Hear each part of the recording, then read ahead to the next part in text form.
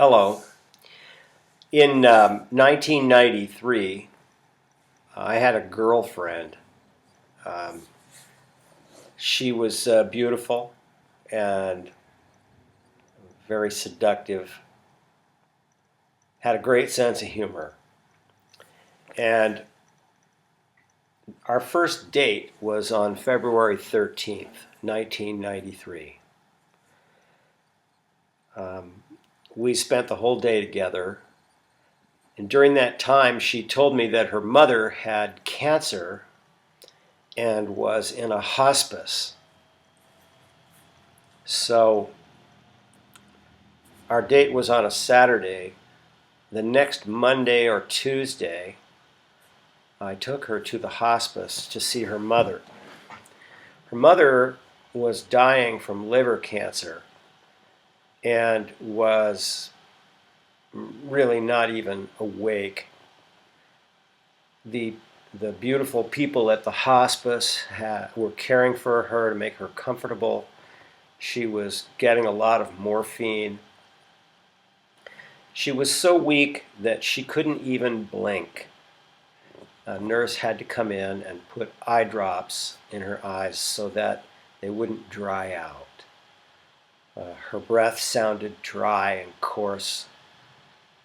She was in bad shape. And I could see that this really hurt her daughter to see. I tried to comfort her daughter, but it was really just a matter of time before this lady passed away. And on February 19th, 1993, my girlfriend got a call from the hospice and said, "You need to come now." So we went there, and while we were there, her mother died. That evening, my girlfriend and my girlfriend's sister and I drove into the hills near the town where she lived to the home of the mother's boyfriend. This gentleman and the mother had lived together for several years. And the house was down in a hollow in these mountains where there were trees all around. The living room was filled with clutter. The boyfriend, had been taking care of his girlfriend, and she had stayed on the couch for months with her illness.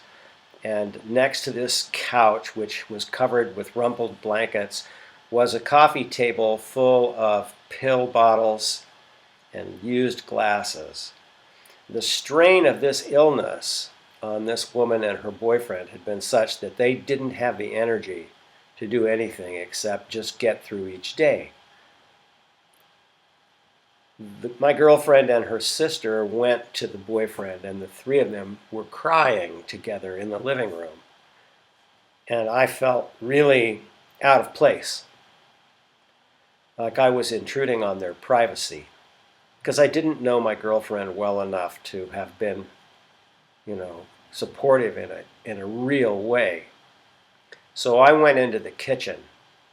It was a very narrow room. On one side was a sink filled with dirty dishes and pans. The drain board was covered with dirty utensils. On the other side of the room was a little niche. And in that little niche was a little alcove. And in the alcove was a single incandescent light bulb. And on the wall behind that little light bulb were two pictures of Christ. One showed him standing with his palms open, showing the wounds in his palms, and another one showing him transfigured and ascending into heaven. My girlfriend and her mother were Catholic, and these were the types of images you might see in a Catholic church.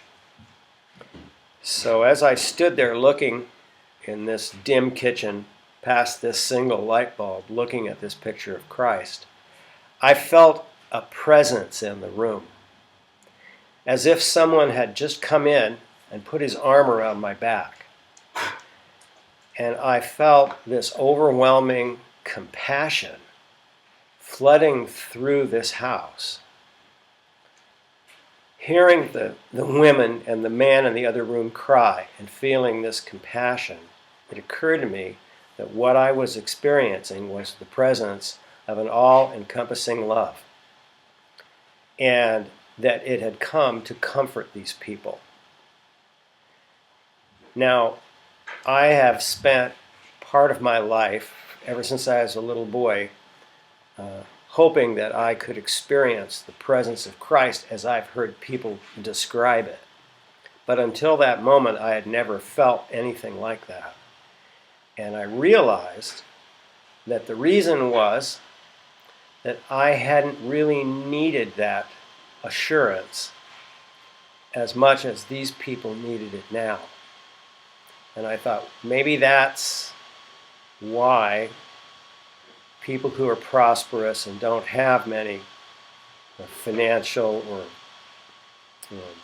corporeal needs don't feel this compassion. It's because it's busy taking care of people who are in grief and pain or injury.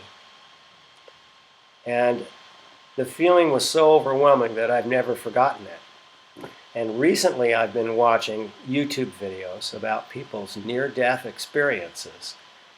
And their description of encountering infinite love fits in with what I felt.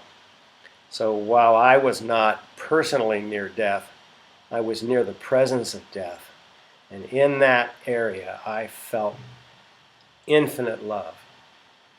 So I just suggest that if you need that feeling and haven't felt it and are seeking for it, perhaps maybe if you were to go somewhere where people are in real survival need or in grief or in pain and are willing to be with them, that you might be lucky enough to feel this the way I did. And so this is my testimony of witness, and I hope you will take from it what is relevant to you. And that's all I have to say. So, thank you.